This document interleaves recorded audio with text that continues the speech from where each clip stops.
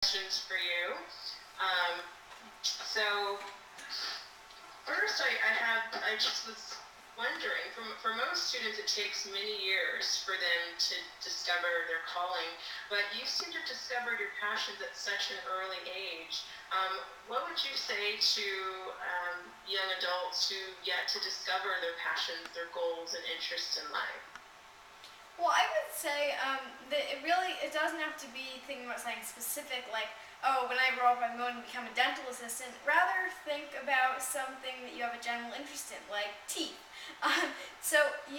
It's really important not to be all, oh, I'm going to do exactly this, exactly that, but rather think, what am I interested in? If I were bored on a rainy day, what would I first turn to?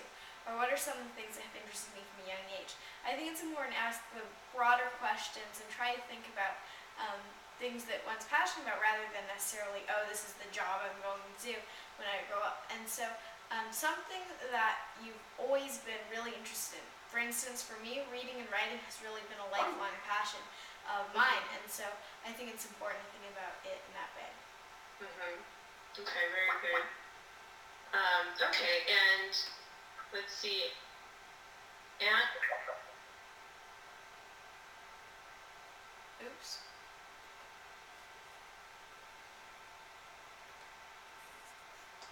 well, Anna, you can kind of introduce yourself to Adora. Oh, conference call. Are you able to hear me? Yes, I can hear you. Great. So are you both able to hear me? Yeah. Yes. Oh, It's great. working. Cool.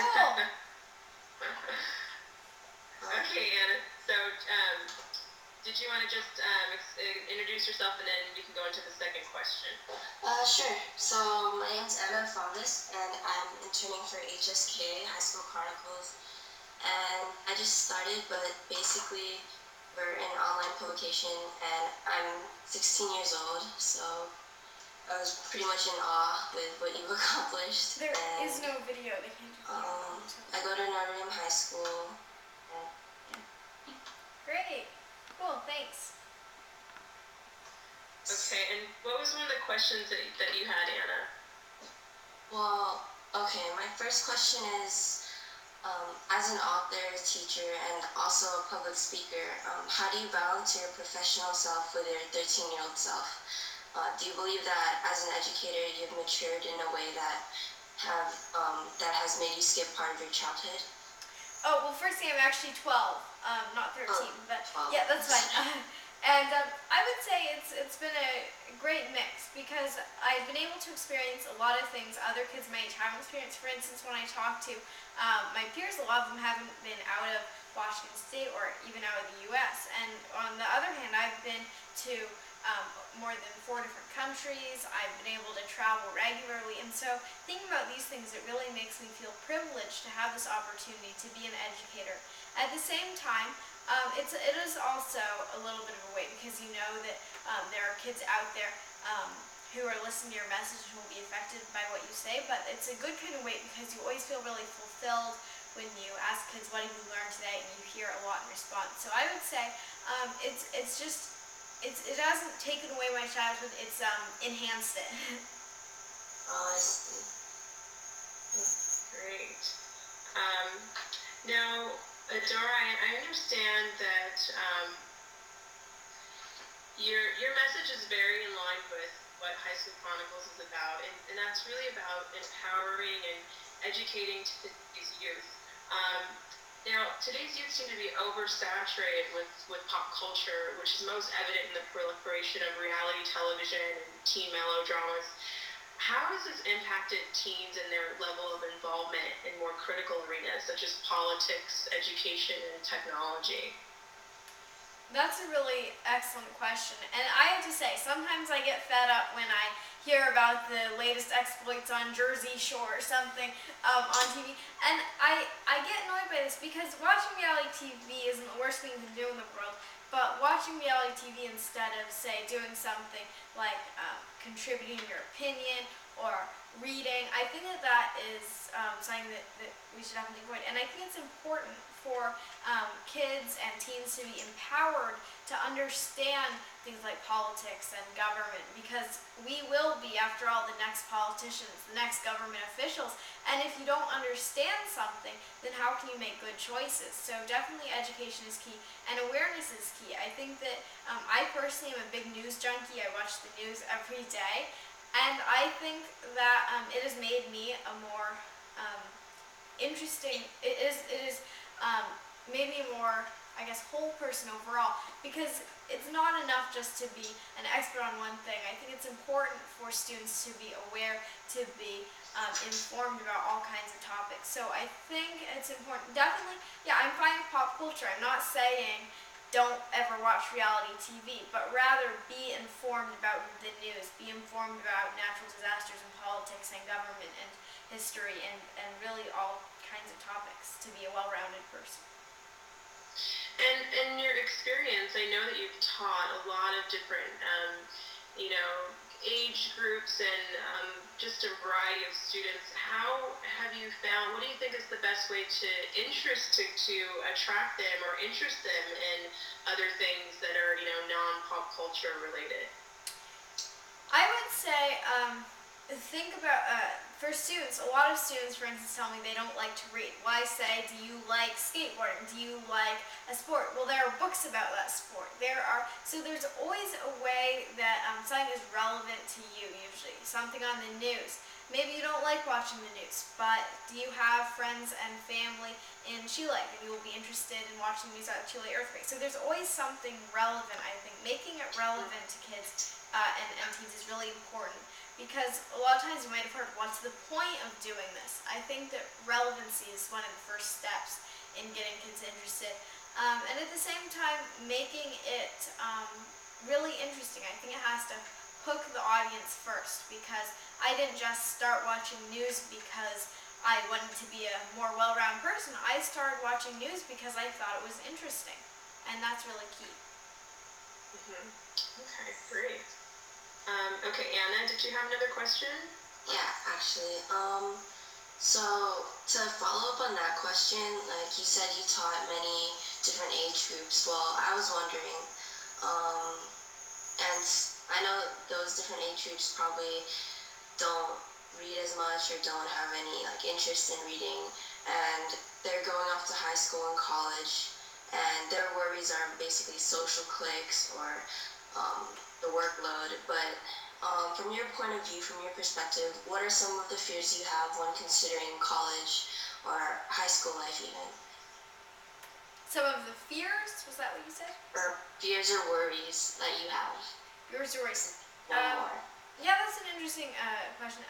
I would say one of the things that can be worrisome, probably not just for me, but to a lot of people, is being accepted for who you are, and not having to dumb yourself down in order to fit in. I think that that's a really important thing, is that people shouldn't have to make themselves seem dumber or pretend to be interested in a topic that they're really not, just so that they can fit in with their friends or with others. I think that that's really important. Creating an environment in which everyone is free to be different. Yeah, definitely. I completely agree. So another question I wanted to ask was, how have some of your favorite books affected the way you live your life? I know that I'm probably going overboard with the excellent question thing, but your guys' questions have been really amazing. I would say some of the books that have influenced my life, that's hard to answer, because one of the reasons that I started writing when I was young was because I read these books, and they were really simple books, like the Bug Inspector, beginner chapter books. And I looked at these books and I thought, well, I'm having fun reading this. The author is writing this. That must mean that the author is having fun writing this. I kind of just deduced that, and so I thought, well, maybe I want to have fun. Maybe I could do that by writing. And so I would say that the books I read in my early life were really crucial in leading me to write. If I had just read super boring Dick and Jane books, I would have thought, this is boring, I don't want to write because I might come up with something that's this boring and it wouldn't be fun. So definitely the fact that I read really interesting books when I was younger, chapter books. My parents would never be like, oh, this is too hard for you. If it was interesting, then they would let us read it. And so all kinds of books, I guess, chapter books. I can't think of a specific example right now, but yeah, definitely the books I read in my early life. And more recently, I really enjoyed reading classics because for instance, I read A Tale of Two Cities for school. And I think that a lot of classics, even though some of them might be dated in a few ways, but they really provide interesting, it's good to see a point of view from long ago and seeing how that still sometimes applies to today. So that contrast has helped me personally, it's affected how I look at the world. Just to piggyback off that, Adora, when you talk about the classics, classic novels, things that, every 11th grader reads in school, with the advent of the internet, the way that we receive information is really changing. And I know that you're a big proponent of technology, but what role do you see the internet playing in creating a world in which young adults can become more engaged members of society or even agents of change in society? Well, I think that technology, especially the internet, gives us so many avenues. And speaking of classes, even classics, you can access them for free online in many cases. And so technology gives us the chance to connect in many different ways, from social networking to Twitter to blogging. And it also, firstly, it allows us to share our own content in a way that's more powerful than ever. Instead of tacking something up on a bulletin board, maybe 10 people read it, we can tack something up on the World Wide Web and maybe 10,000 or even a million people will. And so being able to reach out to such a wide audience and have it be really instantaneous, that really has a profound impact on the ways that we publish, but also being able to access others' content. It's not all about yourself after all. The internet is a really powerful tool for research, for learning, for learning about others' work, and so I think that it has a lot of implications both for producing and for receiving. And I actually presented a presentation once, learning and leading with social media, and I think that there are just so many applications. Something like Twitter, for instance, that businesses might be using that to increase customer flow. I mean, there are just lots of avenues for leadership and learning online and with technology. Great, Adora. And just to kind of play devil's advocate there, though, some people would say that along with wider access to information, there's also a limited ability to discern or select credible information over, information that's just kind of your amateur perspective. And what do you think about that? I mean, with the increase of blogs and different forums, everyone can share a perspective on the internet, but how do we discern what's credible versus what isn't? That is a good point, and I think that's a very valid concern. It's not necessarily devil's advocate. That is something that everyone who is a fan of the internet needs to know. And I was actually recently talking with the director of Microsoft's Bing search engine, and he mentioned a lot of these younger kids that I think, oh, the first page of search results, everything on here is true. It's authoritative, and that is I think it's somewhat widely held. And so having those critical thinking skills, and I think that this is one of the reasons that the internet can actually be a help. Yes, the internet, not everything on it is true. There are bad places on the internet too, but this gives us an opportunity to practice our filtering, to practice our critical thinking in ways that we might not have had before. Great. Okay. Anna? So I have a question that's a lot lighter and a lot more fun, but in your opinion, what is your ideal day? Like, what would you just love to do the whole day? My ideal day. You will notice when I describe that my ideal day probably has a lot to do with food. My ideal day, well, it depends on, See, again, I have a terrible inability to pin down one favorite or one top tip or anything that has to do with one. I have two versions of an ideal day probably. This was a very good day today. It wasn't ideal because there was one or two technology problems, but a day like this where I get a lot done, I feel really accomplished, and the sun comes out, then I love days like that. On the other hand, so this is when I'm in a very busy, I want to work mood. On the other hand, an ideal day might also be one where I sleep until like 11 o'clock, roll out of bed feeling completely rested, eat a giant breakfast of, let's see, oatmeal and, okay, I'm going to get into way too much detail. But anyway, so I have my busy day and my lazy day, and either one is ideal.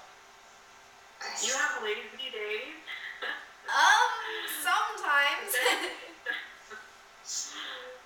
Great.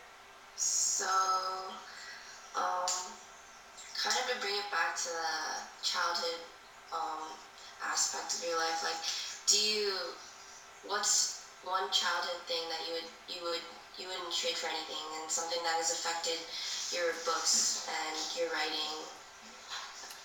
One childhood thing, and this one, I guess it's not super childhood specific, but I guess my relationship with my family. Like, when you grow up, I think your relationship with your family is much more, it's much different, because if you have a family of your own, then your parents, say, and your siblings aren't as much of they aren't the primary people in your life. But right now, as a kid, I'm not married, I don't have kids, so obviously my family are nearest and dearest, and that relationship is really something I wouldn't give up for the world, and that has influenced a lot of my stories. A lot of the characters you'll see are based in one way or another on some member of my family. I see. Okay. Now, Adora, I work in education, and I work in a pretty large school district, and it's no mystery that the schools and students they're really struggling to stay afloat. And I was just curious about what you've observed about the state of education, just kind of being on the frontier of your own, journey through and eventually going to college. What do you think about education and where young adults stand today?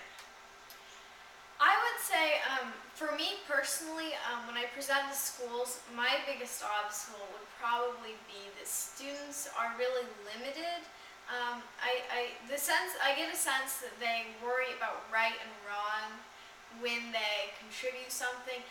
For instance, let's say I'm showing something about descriptive writing or making a story. I ask students for tips. What should we call our main character? They'll say something like Bob or Tom or Spider-Man, something that is usually very, that's either been said before, that's a common name, and I guess that example, it just shows that there is sometimes a lack of creativity, I think, and creativity is one of the most important things I think that a school should cultivate in its students, because that's really what makes us unique. So that would be one thing that I personally think is really important.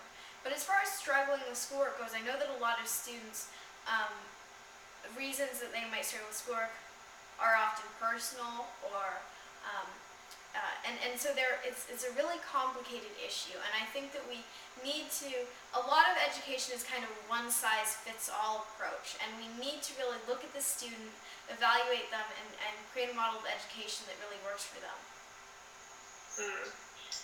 Is there anything in the current model that you would drastically change, just in what you've observed? Well, for me, I think that there is a lot of disparity between, like, let's say I video conference with one school today, and I video conference with a different one tomorrow.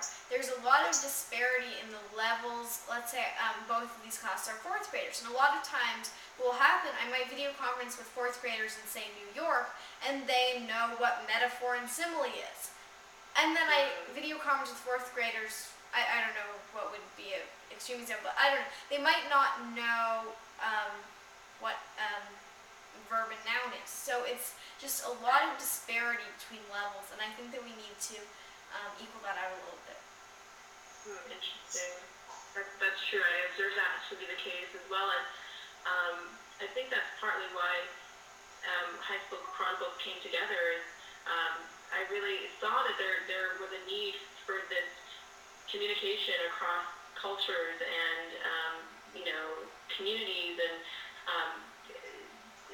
there needed to be this discussion and awareness of the digital language, and so that's kind of what we're hoping to do with High School Chronicles as we kind of spread and reach out to more and more readers and writers. But I just have one. Anna, did you have one more question? No. I haven't. You've been great, Adora. I really appreciate all of your answers, and they've been very enlightening. And I just have one other question. I don't know if you watch any reality television or television that much. You're so well read, but I watched a recent episode of Celebrity Apprentice, and it was kind of shocking and both comical at the same time. The former governor on the show. Blagojevich, yes. Did you see that? I saw a teaser for it, and I watch TV more than you would know. Yes. Okay. Well, I thought it was, he kind of struggled with even how to turn on the computer, and then it took him like 30 minutes to write one paragraph, and so it really just, got me thinking about just the grave disparity between what the sort of wider generation, the skills and knowledge they have versus the older generations. And so I was wondering, do you think it's fair to a wider generation that its leaders might not have a clue about their cultural experience? Well, and I, as far as TV goes, I do actually watch some TV. I don't watch Celebrity Apprentice a whole lot. I sometimes might catch it. But anyway, that's a good point. I think that while, since a lot of the leaders are, I like the fact that Obama is someone who uses a BlackBerry, who uses technology, and I think that shows a good example. I think that more of the older generation really need to understand technology. They don't have to use it obsessively, they don't have to get a Twitter necessarily, but they need to understand it and be proficient with some basic things. I think that's important. But the second thing is also that our leaders don't necessarily have to be the older generation, since the newer generation can really provide lots of leaders, and there are so many ways to lead through technology. I think it's important that we have a mix of both those who are older and those who are younger and know a lot. So for instance, high schoolers, and it's important that students can become leaders as well, and it doesn't really have to be just the old people. That sounded For lack of a better word. Yeah, for lack of a better word. Right. Okay. Interesting. Great. Again, just very enlightening. Is there anything else that you might want to say to most of our readers are high school students? We do have a following of college students, but is there anything you might want to say, just kind of as a message to our readers? Not in particular. I guess I think it's really important that everyone understands their own potential. The fact that they can be creative, that they can learn and read and write and do whatever they want in and as great a way possible, because it's not just me, or it's not just obviously, like for instance, Barack Obama becoming president. It doesn't just have to be Barack Obama. It doesn't just have to be George W. Bush and Bill Clinton. It can be anybody, and it's important to realize that anybody can really do anything. And so that would be my own personal message. But other than that, I don't have too much else to say. Your questions were really great. Okay, now I know you recently spoke at TED. Can you maybe just say a little bit about what's next for you? Are you doing a TED, another TED conference, or what's going on with that? As a matter of fact, yeah, the TED experience, that was amazing. I got to speak there. And after the TED conference, I was just so inspired. I applied for a TEDx license. So the TEDx is the independently organized TED event. and I was approved, so I'm now running my own event, TEDx Redmond, and it is organized entirely by students. I'm heading up the organizing committee, and I'm going to be hosting it. And it's also for students, so it's by students for students. Excellent. And how can our readers find information about that? You can go to TEDx Redmond, so TEDx, the letter Redmond, REDMOND, and that's TEDxRedmond.com, and that will have all the information. Okay, great. Well, Adora, I talked with your mom briefly about maybe collaborating in the future. I know that you are doing all kinds of events, and likewise, we're gradually going out and reaching out to more and more students. So I hope to be able to work with you in partnership at some point. Yes, I would love to, and definitely I would love to talk to you about maybe covering TEDx Redmond or some being involved with that. I would love to collaborate with you. And most importantly, Adora, I would love to have you as a contributor at HSK. If you ever want to write any articles or